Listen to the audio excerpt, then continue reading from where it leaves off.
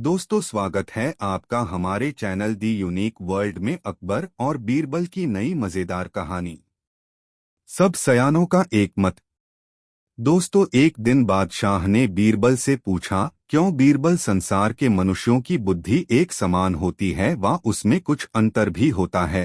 बीरबल ने जवाब दिया, पृथ्वीनाथ, क्या आपने इस कहावत को नहीं सुना है?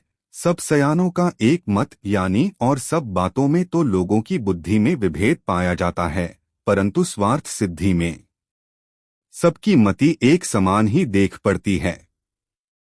बादशाह बोला, भला यह कैसे हो सकता है कि बुद्धि तो जुदी जुदी हो और विचार सबका एक हो? बीरबल ने कहा, पृथ्वीनाथ, हाथ कंगन को आरसी क्या? यदि आपको प्रमाण की आवश्यकता हो तो मैं कल ही सिद्ध करके दिखला देने को तैयार हूँ। बादशाह ने कहा, बहुत बेहतर। दूसरे दिन प्रातःकाल बीरबल ने बादशाह की अनुमति प्राप्त कर सरकारी बगीचे का एक बड़ा हौज जो पानी से लबालब भरा था रिक्त करवा दिया और सारे नगर में ढिढोरा पिटवा दिया कि सब लोग अपने अपने घरों से एक एक घड़ा दूध लाकर हौज को भरें। फिर हौज के ऊपर एक सफेद चादर बिछवाकर उसे भलीभांति ढक दिया। ऐसी तरकीब कर बादशाह को देखने के लिए बुलवा भेजा।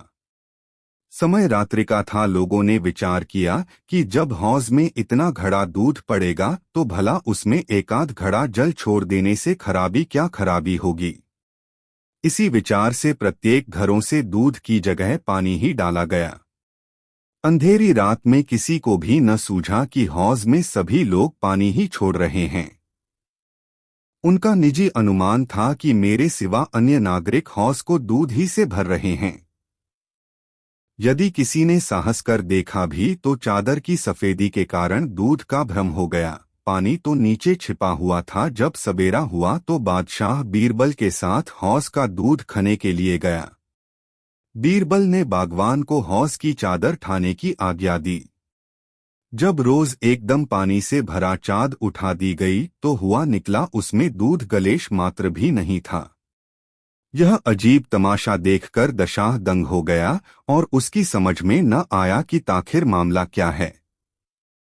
जब बीरबल से उसका कारण छा गया तो वह बोला, गरीब परवर, आपने अपनी आंखों खलिया अब भी सब सयानों का एक मत वाली कहावत नने को तैयार हैं व नहीं?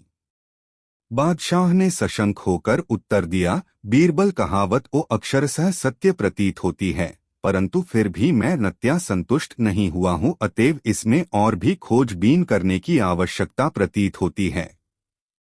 अब मैं उसका वयं अन्वेषण कर लूंगा, तुझे कुछ करने की आवश्यकता नहीं है।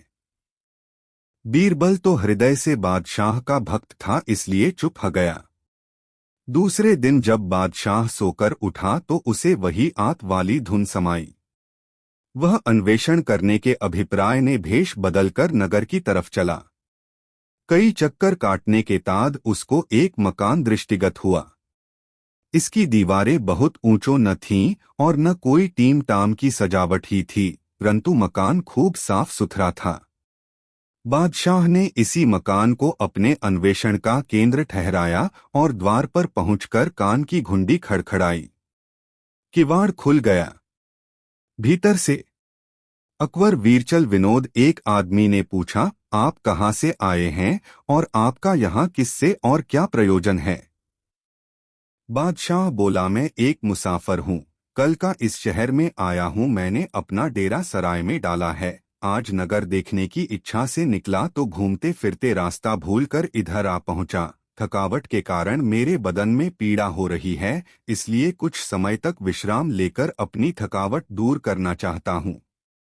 बादशाह के प्रस्ताव को मकान मालिक ने स्वीकार करते हुए उसे भीतर बुला लिया और एक चारपाई दिखलाकर विश्राम करने की आवा दी। बादशाह चारपाई पर जा पड़ा और मकान मालिक अपना निजी काम करने लगा।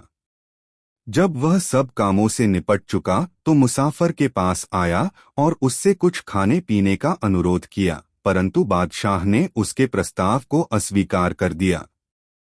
उससे मकान मालिक से आपसदारी की बातें होने लगीं। मुसाफिर बादशाह, भाई कल मैं इस नगर में आकर एक ढिढोरा सुना था, क्या यह बराबर प्रति मास पीटा जाता है व इसी बार पीटा गया था। मैं बड़े आश्चर्य में पड़ गया हूँ कि इस ढिढोरे से बादशाह का क्या प्रयोजन है। मकान मालिक ने उत्तर दिया, नहीं भाई, पहले ऐसा कभी नहीं सुनने में आया था, कल ही अचानक यह नई बात सुनने में आई, मुझे इसका भेद कुछ भी नहीं मालूम है।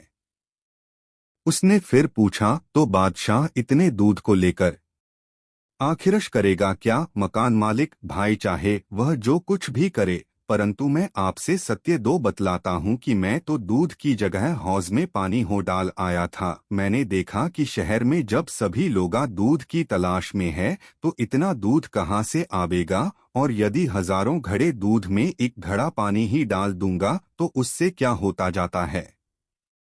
बादशाह ने मुस्कराकर कहा, बेशक युक्ति तो आपने अच्छी निकाली, परंतु यह बात कहीं बादशाह की कानों तक पहुँचे तो फिर आपकी कौन सी दुर्गति हो, इस पर भी आपने कुछ विचार किया था। मकान मालिक ने कहा, भाई यह बात किसी प्रकार प्रकट नहीं हो सकती। बादशाह ने सोचा कि अब अपना असली स्वरूप इस पर प्रकट कर देना चाहिए ताकि अपनी धूर्तता पर इसे पश्चाताप हो। वह तुरंत अपना ऊपरी लिबास हटाकर शाही लिबास में प्रकट हुए।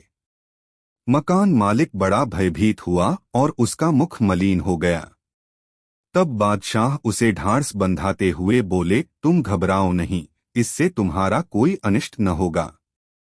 फिर असल बात तो यह है कि आपने अपने मूत्र से ही अपना दोष स्वीकार किया है। सुनो, मैं यहाँ किसी अपराधी को दंड देने के अभिप्राय से नहीं आया हूँ, केवल मुझे झूठ सच की जांच करनी थी। जो मैं शाही लिबास में आया होता तो यह बात मुझे न मालूम होती। इस प्रकार उस मकानदार को निर्भय कर बादशाह अपने चेहरे को फिर नकली लिबास में ढक लिया और उससे विदा हो एक दूसरे धनी के घर जा पहुँचे।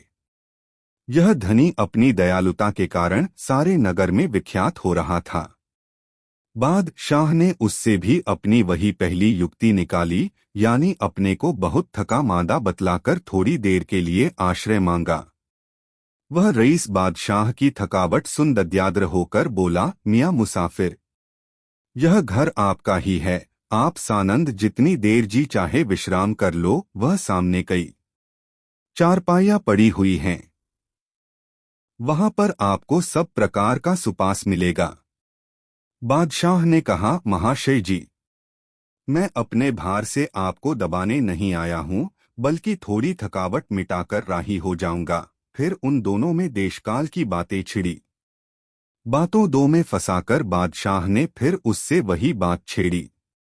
तब रईस बोला, भाई, किफायत सभी को पसंद है, दूसरे लोगों ने चाहे भले ही दूध डाला हो, परंतु मैंने तो पानी ही डाला है। बादशाह ने कहा, परंतु इस पर आपने आगा पीछा का विचार नहीं किया, नहीं तो दूध की जगह पानी न डालते।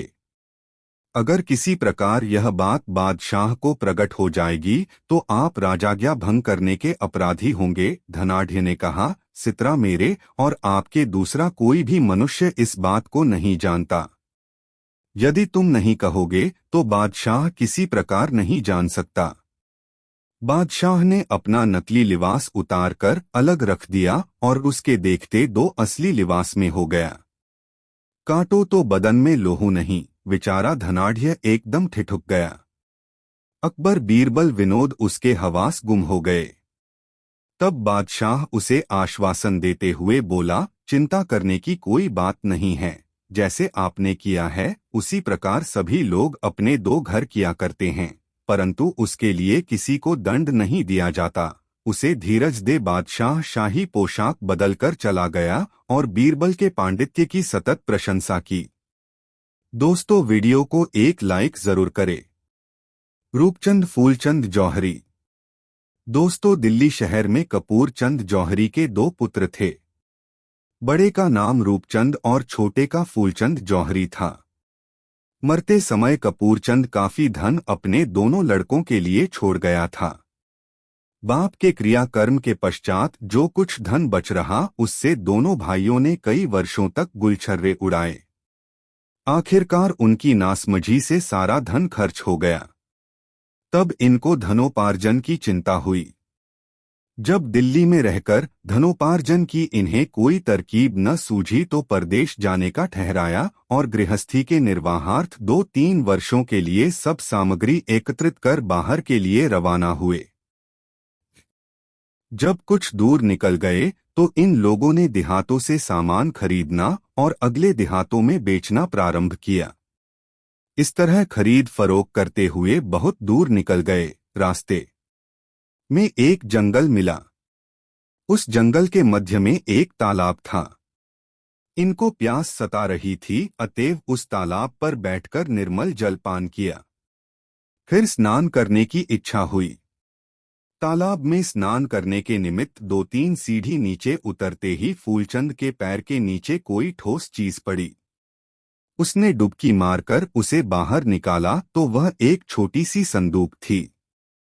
संदूकर में एक छोटा सा ताला बंद था। फूलचंद ने ताले को पत्थर से मार मार कर तोड़ दिया। उसमें 2 वेशकीमत लाल बंद थे। वह उनको देखकर बड़ा प्रसन्न हुआ और अपने ज्येष्ठ भ्राता रूपचंद को दिखलाने के लिए बुलाया। रूपचंद उसकी आवाज सुनकर नजदीक गया तो देखा कि फूलचंद के हाथ में 2 लाल हैं। वह उन लालों को अपने भाई रूपचंद का दिखलाकर बोला, भाई, यह एक लाल आप अपने पास रखें और एक मैं लूंगा। रूपचंद ने कहा, भाई, इस दौलत को लेकर आप घर लौट चले, मैं भी यह सब तिजारती माल बेचता हुआ थोड़े दिनों में लौट आता हूँ। फूलचंद भाई की आज्ञा सिरोधार्य कर घर लौटने की तैयारी करने लगा। वह लाल दिखलाते हुए रूपचंद से बोला, भैया, मैं घर तो लौट जाऊंगा, परंतु आप अपने हिस्से का लाल ले लेवें। रूपचंद ने भाई को आगा पीछा समझाकर उत्तर दिया, भाई, आप जानते ही हो कि परदेश में अपने पास दौलत रखना कितना खतरनाक होता है, अतएव यदि आप मुझे लाख देने की इच्छा रखते हैं तो घर पहुंचकर मेरे हिस्से का लाल अपनी भाभी को देकर उसे छिपाकर रखने के लिए भली भांति समझा देना। मैं लौटकर उससे अपना लाल ले लूंगा। फूलचंद अपने बड़े भाई का आज्ञापालक था। उन लालों को सावधानी से कमर में छिपाकर घर का रास्ता लिया। घर पहुंचकर माया की चक्कर में पड़ गया और रूपचंद के भाग का लाल अपनी भाभी को नहीं दिया, बल्कि उन दोनों लालों को अपने ही पास छिपाकर रख लिया। पैसे के जोर से नगर में एक दुकान खोलकर जौहरी बन बैठा। जब रूपचंद 2-3 वर्षों के पश्चात चक्कर लगाता हुआ घर पहुंचा और अपनी स्त्री से लाल मांगा तो वह बोली, कैसा लाल और किसने कब मुझे दिया था जो मैं सहेज कर रखती। स्त्री से ऐसा निराश उत्तर सुनकर रूपचंद ने फूलचंद से पूछा, क्यों भाई, मेरा लाल कहाँ है? फूलचंद ने उत्तर दिया, भैया, वह लाल तो मैं आते ही भाभी को सौंप दिया था, बल्कि उसे भली भांति समझा भी दिया था कि देखो, भैया के आने पर इसे उन्हें सौंप देना। जान पड़ता है कि अब लालच में पड़कर वह उसे आपको देना नहीं चाहती है, जिस कारण आपसे झूठा बोल रही है। रूपचंद को भाई के ऐसे उत्तर से बड़ा क्रोध उत्पन्न हुआ और घर आकर अपनी स्त्री को बहुत मारा पीटा, परंतु फिर भी उसने अपने को निर्दोषी बतलाया। वह बोली, लाल पाना तो बड़ी दूर की बात है, मैं तो इतना भी नहीं जानती कि लाल कैसा होता है, उसका क्या रंग है। तब रूपचंद की आंखें खुलीं और उसने अपने मन में अनुमान किया कि यह सारा फरेब भाई का रचा हुआ है। लालच में आकर लाल को अपनी भाभी को नहीं दिया। अब मेरे पूछने पर उस पर दोषारोपण करता है। वह इस फरियाद को लेकर बीरबल के पास गया और उसकी अदालत में दरख्वास्त लगाई। बीरबल ने एक निश्चित तिथि पर फूलचंद को उसके साखियों के सहित तलब किया। इधर रूपचंद को भी उसकी स्त्री के सहित बुलाया। पहले उसने रूपचंद और उसकी स्त्री का बयान लिया, फिर उन्हें अलग अलग स्थानों पर बैठने की आज्ञा देकर फूलचंद के साखियों को तलब किया। जब वे आए तो बीरबल ने पूछा, देखो भाई, जो मैं आप लोगों से पूछता हूँ उसका ठीक ठीक उत्तर देना, नहीं तो यदि बात झूठी जान पड़ेगी तो दोष के उपयुक्त दंड पाओगे। क्या तुमने फूलचंद को रूपचंद की खी को लाल देते हुए अपनी आंखों देखा था? उन साखियों ने फूलचंद का लाल देना स्वीकार किया। तब बीरबल ने सोचा, यह मसला इस प्रकार नहीं हल होगा। उन पांचों साखियों को भी अलग अलग कोठरी में बंद करवा दिया और बाजार से मोम मंगवाकर 7-7 तोला उन पांचों को देकर हुक्म दिया, अच्छा यदि तुम लोगों ने लाल देते हुए देखा है तो इस मोम से उसी शक्ल का लाल बना डालो। रूपचंद की स्त्री को भी लाल की शक्ल बनाने के लिए मोम दिया गया। जब निर्धारित समय बीत गया और सबों से लाल लेने की बारी आई तो बीरबल ने पहले उन्हीं दोनों भाइयों का लाल मंगवाया। उन दोनों के लालों का आकार एक सा था।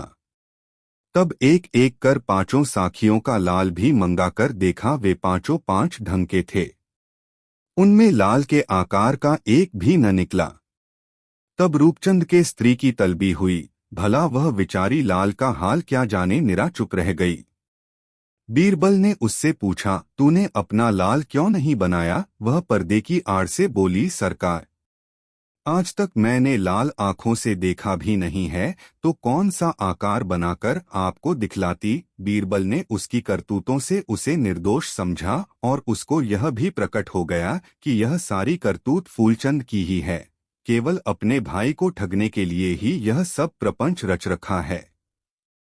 बीरबल फूलचंद के साखियों को फिर से धमकाया, परंतु वे भली भांति गढ़ छोड़कर तैयार किए गए थे, इसलिए उनमें से एक भी नहीं डिगा। तब बीरबल ने 2 सिपाहियों को इशारे से बुलाकर कोड़ा लगाने का संकेत किया। वे दोनों चाबुक लेकर आगे आए और बीरबल के दूसरी आज्ञा की प्रतीक्षा करने लगे। यह दशा उपस्थित देख उनमें से 2 साखी फूट गए और वे सत्य 2 बात कहने को प्रस्तुत हुए। उनका दूसरा बयान इस प्रकार हुआ, पृथ्वीनाथ हमारा कसूर माफ किया जाए, क्योंकि हमने जो कुछ भी झूठ कहा है उसका कारण एकमात्र फूलचंद है। उसने ही हम लोगों को बहकाकर झूठ बोलवाया है। बीरबल को फूलचंद का ही सारा दोष प्रतीत हुआ और उसे लक्ष्य कर बोला, अब बता तू क्या कहता है? तेरे साखियों ने अभी तेरे सामने क्या कहा है? फूलचंद ने उत्तर दिया, हुजूर मार की डर से भूत भागता है, आखिर वे तो मनुष्य ही हैं। केवल मार से बचने के लिए ही सबों ने आपके सामने झूठ बोलना स्वीकार किया है। इस पर बीरबल ने कहा, तब ये मोम का पिंड लाल के आकार का क्यों नहीं बना लाए? यदि लाल को देखे होते तो जरूर बना लाते। बेशक तू झूठा है और सजा के काबिल है। बीरबल ने सिपाहियों को उसे कोड़े लगाने की आज्ञा दी। सिपाहियों ने दानों तरफ से एक एक कोड़े जमाए। रूपचंद भी ठिकाने आ गया और अपना कसूर गर्दान कर अर्ज किया, हुजूर वे लाल मेरे ही पास हैं, मैं उन्हें अभी ला देता हूँ। लालों को मंगाकर बीरबल ने एक लाल रूपचंद को दिया और दूसरा फूलचंद के हिस्से का राजकोष में जमा करा दिया। फूलचंद और उसके साखियों को झूठा बोलने के कारण उचित दंड दिया गया।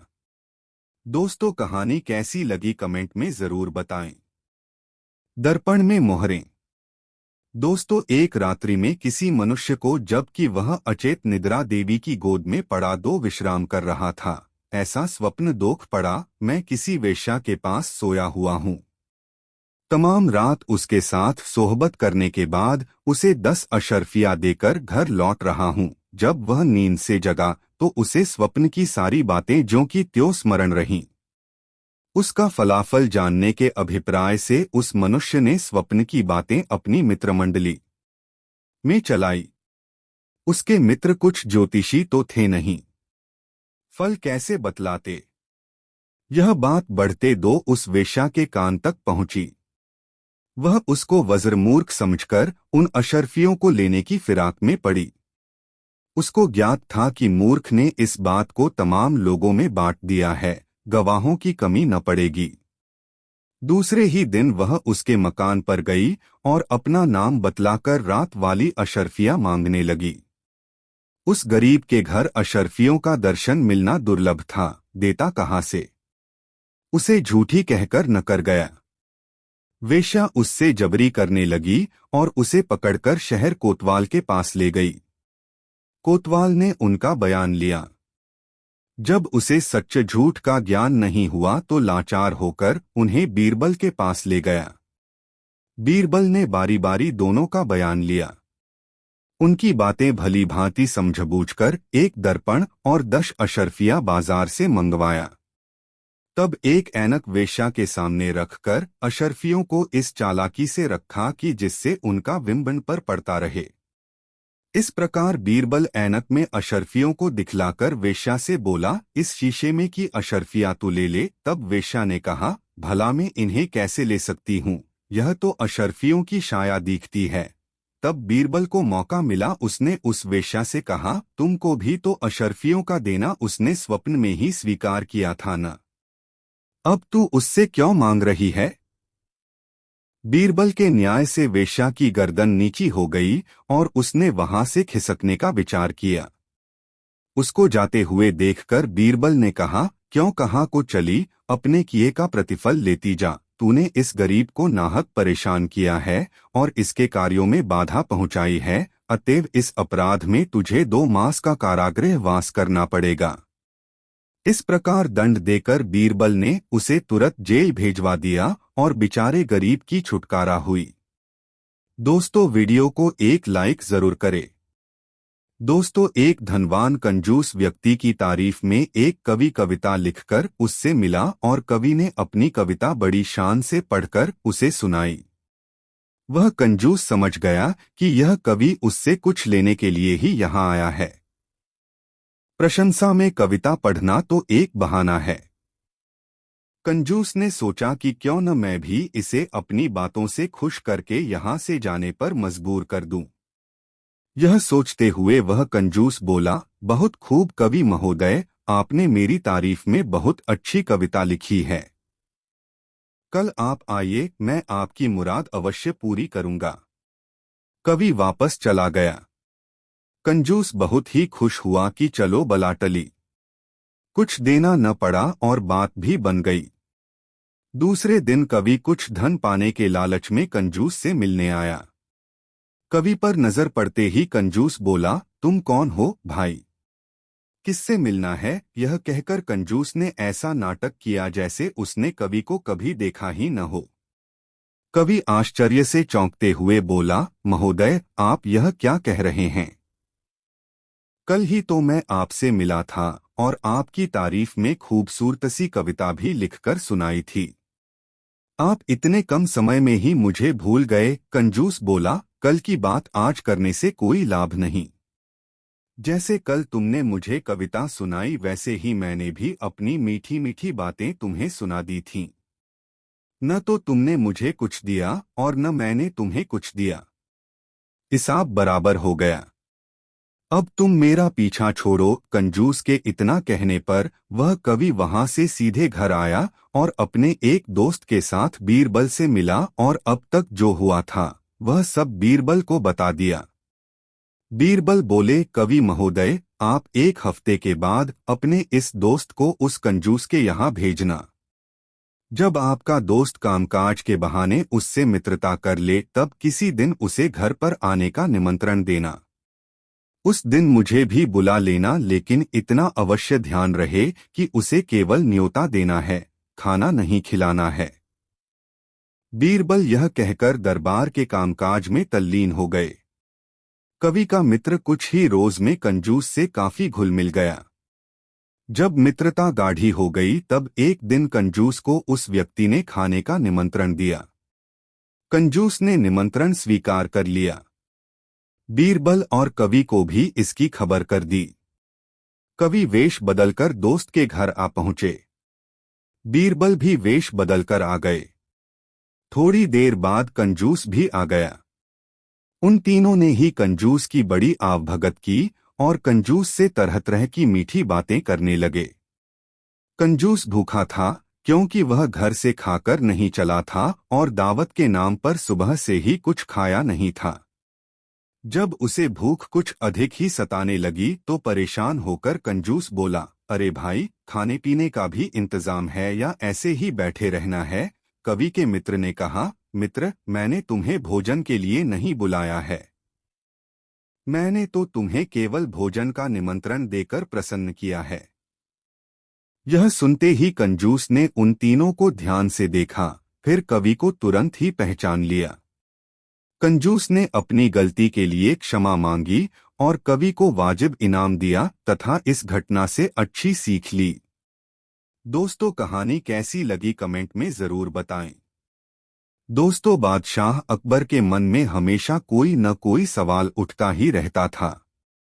एक दिन बादशाह सलामत ने बीरबल से कहा, बीरबल, दरबार में एक ऐसे आदमी को ढूंढ कर ले आओ जो बहुत ही बुद्धिमान हो। बीरबल कुछ देर शांत रहे, फिर बोले, जहां पनाह, मैं जल्दी ही ऐसा आदमी ढूंढकर दरबार में ले आऊंगा, लेकिन इसके लिए समय और धन की आवश्यकता पड़ेगी। बादशाह अकबर बोले, बीरबल, सोने की 300 मोहरें और 1 हफ्ते का समय हम तुम्हें देते हैं। धन और 1 हफ्ते का अवकाश लेकर बीरबल अपने घर चले गए। सारा धन उन्होंने दीन दुखियों में बांट दिया। सप्ताह के अंतिम दिन बीरबल ने एक चरवाहे को पकड़ा और उसे स्नान करवाकर अच्छे कपड़े पहनाए तथा सोने की 100 मोहरें उसे देकर दरबार में ले आए। रास्ते में ही चरवाहे को बता दिया कि उसे बादशाह सलामत के सामने कैसा व्यवहार करना है। बादशाह अकबर के दरबार में पधारते ही बीरबल ने कहा, जहां पनाह, मैं बुद्धिमानों का बुद्धिमान व्यक्ति ढूंढकर लाया हूं।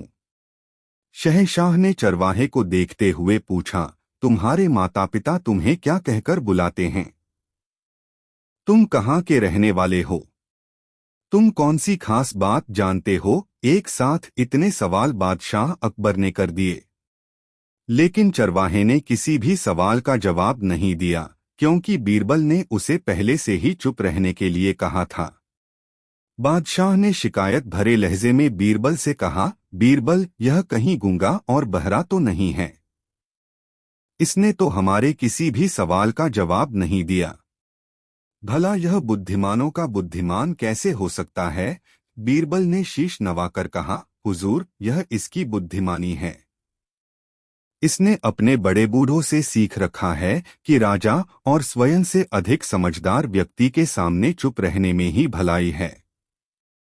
यह उनसे मिले ज्ञान का अनुसरण कर रहा है। बादशाह अकबर बीरबल के इस तर्क के आगे अब क्या बोलते। वे मुस्कराकर ही रह गए और चरवाहे को इनाम देकर सम्मान के साथ दरबार से विदा किया। दोस्तों, एक दिन बादशाह को नई तरंग सूझी। उसने बीरबल को तुरंत आज्ञा दी, बीरबल, एक ऐसा आदमी खोजकर लाओ जो 100 स्थानों का सरताज हो। बीरबल भला किसी बात से कब हताश होने वाला था। उसने झट उत्तर दिया, जहां पना, यथाशीघ्र हाजिर करूंगा, परंतु इस काम में 10,000 मोहरों की आवश्यकता है। बादशाह की आज्ञा से बीरबल को तत्काल 10,000 मोहरों की थली दे दी गई। बीरबल मोहरों को लेकर अपने घर चला गया। थैली घर पर रखकर खुद 100 स्थानों के एक सयाने की खोज में शहर की गलियां छानने लगा। कहावत प्रसिद्ध है, जिन खोजा तिन पाइया गहरे पानी पैठ, दहात में उसे एक अहीर मिला।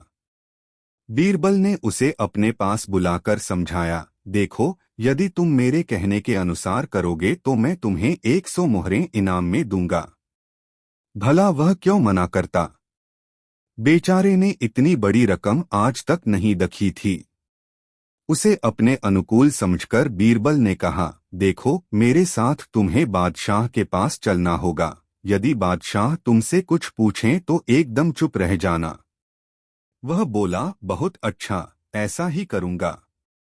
बीरबल उस अहीर को अच्छे वस्त्र पहनाकर शाही दरबार में ले गया और बादशाह के समक्ष खड़ा होकर बोला, जहां पना, आपकी आज्ञानुसार सयाना व्यक्ति हाजिर है, उसकी परीक्षा कर लें।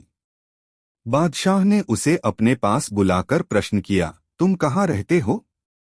तुम्हारे माता पिता तुमको किस नाम से पुकारते हैं? कौन सी विशेष बात जानते हो? बादशाह ने बारी बारी से इसी प्रकार अनेक प्रश्न किए, परंतु उसे तो बीरबल ने पहले से ही समझा दिया था। उसने कोई उत्तर नहीं दिया। अब बीरबल ने बात संभाली। वह बोला, जहां पना, आपके पूछने का इस आदमी ने यह अर्थ निकाला है कि न जाने बादशाह यह सब बातें पूछकर क्या करेंगे, क्योंकि ऐसी कहावत उसे पहले ही याद है, राजा योगी अग्नि जल, इनकी उल्टी रीति। डरते रहियो भाइयों, बड़ी न करियो प्रीति। इसलिए इसने मौन धारण कर लिया है। आपने सुना होगा, चुप सबसे भला। बादशाह को बीरबल की शिक्षा से आनंद प्राप्त हुआ और अहीर को घर जाने की छुट्टी मिल गई। वीडियो को एक लाइक जरूर करें। दोस्तों, अकबर के दरबार में बहुत से दरबारी थे। उनमें सुल्तान खां बहुत धूर्त था। जब भी मौका मिलता वह बादशाह के कान भरता रहता। वह हमेशा बीरबल का विरोध करता था, किंतु वह यह भी जानता था कि बादशाह अकबर बीरबल को बहुत ज्यादा चाहते हैं। वह दरबार में अपनी हैसियत मजबूत करना चाहता था। वह चाहता था कि उसके बेटे को दरबार में कोई पद मिल जाए।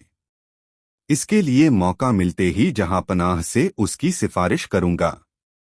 बीरबल की तेज आंखों से यह बात छिपी हुई न रह सकी। उन्होंने सोचा कि सोचा, मैं हर दिन अपने बेटे को दरबार में ले जाया करूंगा और मौका मिलते ही जहांपनाह से उसकी सिफारिश करूंगा। बीरबल की तेज आंखों से यह बात छिपी हुई न रह सकी। उन्होंने सोचा कि सुल्तान खां अपने शैतान बेटे को अपने साथ लाने लगा है। दरबार में खंजाची का पद खाली है। वह इस पर अपने बेटे को नियुक्त कराना चाहता है। एक बार की बात है, दरबार लगा हुआ था। तभी अकबर ने देखा कि सब लोग आ गए हैं। बीरबल अभी तक दरबार में नहीं आए हैं। उन्होंने पूछा, बीरबल कहाँ हैं? उनके पास खड़े हुए सेवक ने बताया, वे अभी तशरीफ नहीं लाए जहांपना। अकबर के चेहरे पर थोड़ी नाराजी दिखाई दी। सुल्तान खां ने बादशाह की ओर देखा और मन ही मन खुश हुआ। उसने अपने बेटे से कहा, बादशाह सलामत बीरबल से नाराज लग रहे हैं। यही मौका है अपनी बात कहने का। वह अपनी जगह से उठा और बादशाह से निवेदन किया, जहांपना, आजकल बीरबल दरबार के प्रति लापरवाह हो गए हैं। उन्हें दरबार के वक्त का पाबंद तो होना ही चाहिए। अकबर ने कहा, लगता है उन्हें सबक सिखाना पड़ेगा। सुल्तान खां ने उनकी हाँ में हाँ मिलाई और बोला, जी जहांपना।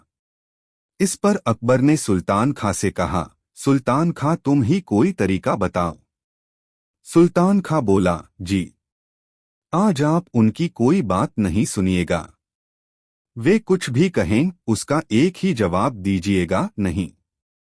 बादशाह अकबर ने उसकी बात का समर्थन करते हुए कहा, ठीक है, उनकी हर बात के जवाब में मैं नहीं कहूंगा।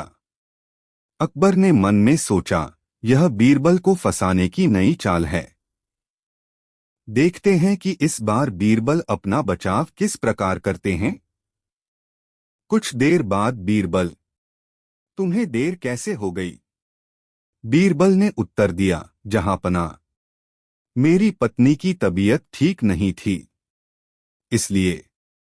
अकबर बोले, हमें तुम्हारी बात का यकीन नहीं है। बीरबल समझ गए कि इसमें जरूर सुल्तान खां की कोई चाल है। फिर भी उन्होंने कहा, मैं सच कह रहा हूं जहांपना, मैं माफी चाहता हूं।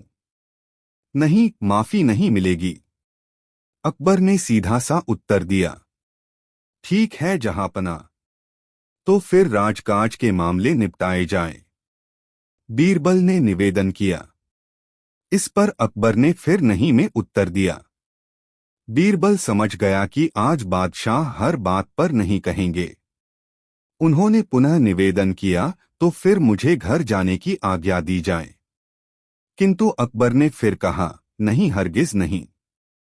बीरबल ने देखा कि सुल्तान खां के चेहरे पर मुस्कान है। वह अपने बेटे से धीरे धीरे कुछ वह कह रहा था। तभी बीरबल को एक नई युक्ति सूझी। उन्होंने निवेदन किया, जहांपनाह, आपसे एक प्रार्थना है, सुल्तान खां के बेटे को नया खजांची नियुक्त कर दें। बादशाह अकबर तो आज नहीं कहने का मन बना चुके थे। उन्होंने जोर देकर कहा, नहीं बीरबल नहीं। बीरबल ने झुककर आदाब किया और बोले, आपकी जैसी मर्जी जहांपना। अकबर समझ गए कि बीरबल ने सुल्तान खां के तीर से ही सुल्तान खां को घायल कर दिया है। उनके चेहरे पर मुस्कुराहट आ गई। दूसरे दिन दरबार में बीरबल ने देखा कि सुल्तान खां और उसका बेटा दोनों अनुपस्थित थे। वह मन ही मन बोले, चलो उस धूर्त से छुटकारा मिला। दोस्तों, कहानी कैसी लगी कमेंट में जरूर बताएं। ऐसी और नई मजेदार कहानी सुनने के लिए हमारे चैनल द यूनिक वर्ल्ड को सब्सक्राइब जरूर करें। वीडियो अपने मित्रों को जरूर शेयर करें। वीडियो देखने के लिए धन्यवाद। शीशे में छाया चित्र। दोस्तों, दिल्ली शहर में एक सनातनी धनवान रहा करता था। उसके कुकृत्यों से अक्सर लोगों को बड़ी तकलीफ होती थी, परंतु वह धनाढ्य किसी की एक न सुनता। वह हमेशा गुप्त रूप से मनमानी किया करता था, परंतु ऊपर से बादशाह के भय से भलामानस बना रहता। एक दिन उसे एक नई शरारत सूझी। एक चित्रकार को बुलवाकर उसे अपना चित्र बनाने की आज्ञा दी। उससे पहले ही ऐसी शर्त तय करा ली कि अगर चित्र बनाने में बार भर भी अंतर पड़ेगा तो पुरस्कार नहीं दिया जाए। दोनों की आपस में लिखा पढ़ी हो गई। वह घर जाकर बड़ी सावधानी से चित्र बनाने लगा। चित्र बनकर तैयार हो गया तो उसे लेकर धनवान के पास पहुंचा। जब उसके आने का समाचार नौकरों ने दिया तो वह अपनी सूरत बदलकर उसके सामने आया। उसे देख बेचारा चितेरा दंग हो गया। उसके मुख से कोई स्पष्ट उत्तर नहीं निकलत था। लाचार दूसरा चित्र फिर से बना लाने की प्रतिज्ञा कर घर लौट गया। नए स्वरूप का जब दूसरा चित्र बनाकर ले गया तो फिर उस रईस ने अपना आकार बदलकर उसमें अंतर दिखलाया। इसी प्रकार चित्रकार ने क्रमशः 5 चित्र बनाकर तैयार किया, परंतु उसकी धूर्तता के कारण कोई चित्र भी उसके चेहरे से न मिल सका। अंत में चित्रकार को उसकी ठगी पर संदेह हो गया और वह उससे अपना पुरस्कार मांगा। रईस उसे फटकारता हुआ बोला, तू इतना भी समझदारी नहीं रखता। जब मेरे अनुकूल चित्र ही नहीं बना सकता तो फिर पुरस्कार किस बात का लेगा। नाहक इसी विरते पर अपने को चित्रकार बतलाकर लोगों को ठगता है। सीधे यहाँ से चला जा, नहीं तो मैं तेरी धूर्तता का भली भांति बदला चुकाऊंगा। गर्जे इसी प्रकार दोनों के दरमियान देर तक तू मैं हुई, फल कुछ न निकला। लाचार होकर बेचारा चित्रकार बीरबल की शरण में गया। अपना सारा समाचार कहकर बीरबल को 5 चित्रों को दिखलाया। सब बातों को देख सुनकर बीरबल ताड़ गया कि उस रईस ने इस विचारे को ठगा है। उसको स्वरूप बदलने की विद्या हासिल है, जिस कारण इसे सहल में हो ठग लेता है। वह बोला, यदि तुम मेरे कहे अनुसार चलोगे तो तुम्हें अवश्य लाभ होगा। चित्रकार सहमत हो गया। बीरबल ने कहा, बाजार से एक अच्छा शीशा खरीद लावो। फिर 2-3 दिनों के पश्चात उसे लेकर उस रईस के पास जाना। साक्षी के लिए गुप्त रूप से मेरे 2 कर्मचारी तुम्हारे साथ रहेंगे। उससे जाकर कहना कि इस बार मैं आपका उत्कृष्ट चित्र खींच लाया हूँ। जय देखने को मांगे तो वही शीशा उसके सामने रख देना। शीशा में वह अपना स्वरूप बदल न सकेगा और इस भांति आसानी से तुम्हारे काबू में आ जाएगा, कारण कि दर्पण में उसका तात्कालिक स्वरूप भाषित होगा।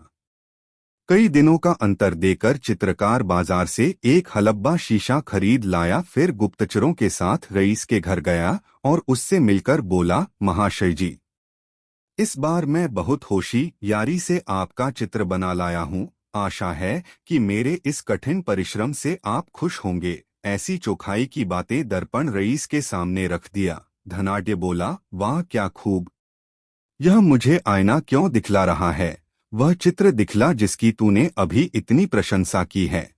चित्रकार ने उत्तर दिया, महाशय जी, यही आपका तद्रूप चित्र है। तब तो रईस के कान खड़े हो गए और वह अपनी ठगी छिपाने के लिए उससे बोला, तुझे मैंने अपना चित्र बनाने को भला कब कहा था? चित्रकार ने कहा, आप बात क्यों पलटते हैं? आपके आर्डर से मैंने बारी बारी 5 चित्र बनाकर दिखलाया, परंतु हर बार आपने नापसंद कर मुझे कोरा लौटा दिया। अब इस बार इतनी कतरवियोत कर बना लाया तो नकारने पर कटिबद्ध हुए हो। यह नहीं होने का। मेरे आपके बीच जो शर्तें पहले निश्चित हो चुकी हैं उसे पूरी कीजिए। रईस ने देखा कि यह तो अच्छी बला लेकर आया है, इसे मूर्ख बनाकर ठगना चाहिए। वह एकदम नकर गया। अकबर बीरबल विनोद तब बीरबल के गुप्तचर बोले, आपको बादशाह के पास चलना पड़ेगा। आपने इससे 6 बार चित्र बनवाया और रुपया एक भी नहीं दिया, अब तुम्हारी ठगी नहीं चलने की। रईस आंख दिखलाता हुआ उत्तर दिया, वाह अच्छे आए। तुम मुझे दरबार में ले जाने वाले कौन होते हो? तब गुप्तचरों ने अपना असली लिबास खोलकर दिखलाया। रईस का होश ठिकाने आ गया और विवश होकर चित्रकार को रुपए देने पर उतारू हुआ। मामला बढ़ चुका था, इसलिए सिपाहियों ने उसे ऐसा न करने दिया और पकड़कर बीरबल के पास ले गए। बीरबल तो उसके ठगी का हाल पहले ही सुन चुका था। जब वह आया तो उससे बहुतेरा प्रश्न उसी संबंध का किया, परंतु वह उन प्रश्नों का एक भी उचित उत्तर न दे सका।